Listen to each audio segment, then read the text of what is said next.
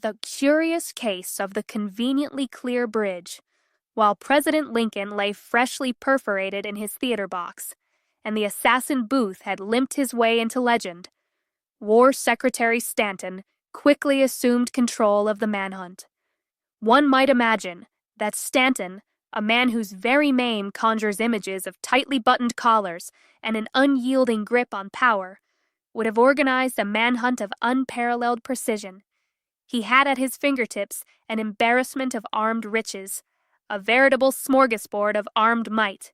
Provost marshals, the local constabulary, cavalry units, federal troops, metropolitan police, and Lafayette Baker's gaggle of shadowy gumshoes, all focused on the task of apprehending a single, albeit rather dramatic, individual. To say that Stanton misappropriated this available manpower would be a rather charitable assessment. It was a military buffet he purposely deployed like a man swatting flies blindfolded. In a twist that would delight any connoisseur of cosmic irony, this formidable array of talent managed to overlook the one egress that practically begged for attention: the Navy Yard Bridge. This humble span, a known haunt of Confederate sympathizers, and a veritable turnstile for clandestine comings and goings, remained unmolested. The only bridge that led into Maryland, a state teeming with Confederate friendlies, ignored entirely. Why? Because clearly, when protecting an assassin, the best strategy is to not go where the assassin most likely went. Consider the geography. Washington had 4 exits, like spokes on a wheel. 3 led to Virginia: Long Bridge, Bennings Bridge, and the Georgetown Aqueduct. 1, just 1, led to Maryland. Guess which one remained blissfully unguarded, while the others got the full brass and bayonet treatment?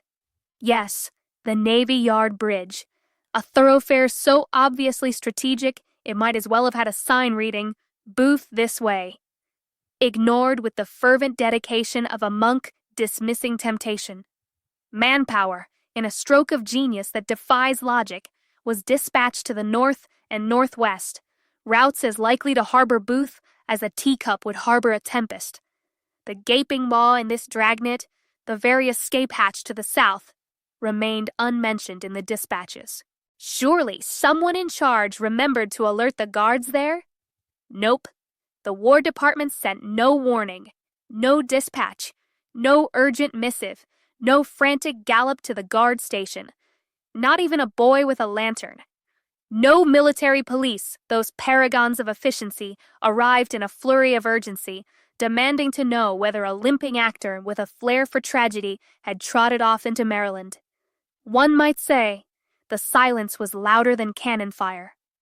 Had anyone, any warm body with a badge, a boot, or even half a brain, wandered down to the Navy Yard Bridge that night, they'd have stumbled upon the key to the whole affair. John Wilkes Booth, dramatically fleeing, had crossed it, followed momentarily by a sidekick with moonlight in their eyes. But instead, our nation's finest were dispatched on a series of aimless excursions, each more delightfully pointless than the last. Now, in a plot twist too rich for fiction, one officer did stumble onto the right path, purely by accident. Enter Lieutenant David Dana, a dutiful soldier who somehow blundered onto Booth's trail like a proverbial blind squirrel stumbling on an acorn. Unfortunately, his brother, Assistant Secretary of War Charles Dana, was not having it. One can almost hear the sigh of exasperation from Charles as he declared his brother's fortuitous pursuit of the assassin to be utterly without merit, promptly redirecting him to a more suitably futile endeavor. One man might have stopped the fugitive assassin dead in his tracks: Silas T. Cobb, Sergeant of the Guard at Navy Yard Bridge. This bridge, a humble conduit across the Anacostia, possessed a rather ingenious wartime measure, a swinging boom to bar passage, which Cobb and his 2 fellow guardians were charged with utilizing to enforce a rather sensible regulation: the gate to the bridge be closed at 9 p.m. When Booth approached around 10:30 p.m., Cobb asked the assassin's name. Booth replied with stunning honesty: John Wilkes Booth.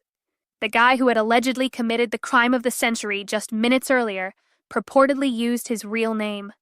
It wasn't as if Cobb was going to ask him for an ID to verify his identity. In those days, a man had to be taken at his word as to who he really was. Those engaged in activities that could earn you jail time, or worse, generally used an array of aliases. And Cobb, who must have taken this as charming candor, let him pass, no questions asked, no eyebrows raised. The guard's challenge amounted to a mere theatrical flourish, a token formality, as if he was expecting Booth to ride his way. According to Cobb, Booth's excuse was he liked to ride by moonlight. A perfectly valid reason if you're composing poetry. Cobb didn't inquire about his business in the capital. A few minutes later, Cobb, in a display of consistency, allowed a second horseman, Harold, Booth's accomplice, to ride across, likewise waved through, like a toll-free commuter. Funny, when a third horseman came along, a man with legitimate urgent business, he was duly turned back. Obviously, this one, not being part of the plot, couldn't be trusted. Did Cobb face discipline? A court-martial? Even a strongly worded letter? No. The War Department didn't blink. Not a peep of censure from his army superiors. Investigation of his conduct was not ordered. No military discipline. Cobb, by his own admission, had certainly been lax. One might almost think they appreciated his inconveniently convenient oversight. More likely, Cobb was an accomplice to history's most famous escape. Once outside of the city, Washington was a hub with numerous radiating spokes, each a potential escape route. As instructed, Stanton's forces stormed off in the wrong directions, like Keystone Cops on moonshine. Northwest, north, northeast, west. Efforts were made to block the many escape routes, except where Booth had gone. Southward and south by east through the lower Maryland counties lie two roads, both marked as trails used by the Confederate underground. One was belatedly blocked, a gesture, perhaps, to the notion of diligence. When a level-headed police officer requested horses to pursue the correct route, Surrattsville, the exact one Booth took, he was refused. Too expensive, probably. Or maybe the horses were unionized. The very path Booth chose through Surrattsville remained wide open throughout the night, a veritable red carpet for the fleeing assassin. By dawn, every route except Booth's was blockaded with military zeal. The roads through lower Maryland, riddled with Confederate sympathizers and marked in every respectable spymaster's field manual, were left wide open like a barn door in a hurricane. So we arrive at the eternal question. Was this a masterclass in government-grade incompetence, downright bungling and blind baubles? Or was there method behind the muddle and madness? Stanton was no simpleton. If anything, the man possessed a baleful Machiavellian craftiness. It would be inconceivable to suppose this mastermind of the War Office would have lost his wits completely and made blunder after blunder. It would be to insult the very notion of calculated incompetence. The man didn't butter his toast without a strategic motive. To imagine he suffered a complete breakdown of logic, judgment, and common sense all in one night strains belief. Indeed, Stanton orchestrated a grand design, a not-so-subtle, far from imperceptible series of events that led to this most peculiar of manods. It was a sinister symphony of the spectacularly wrong.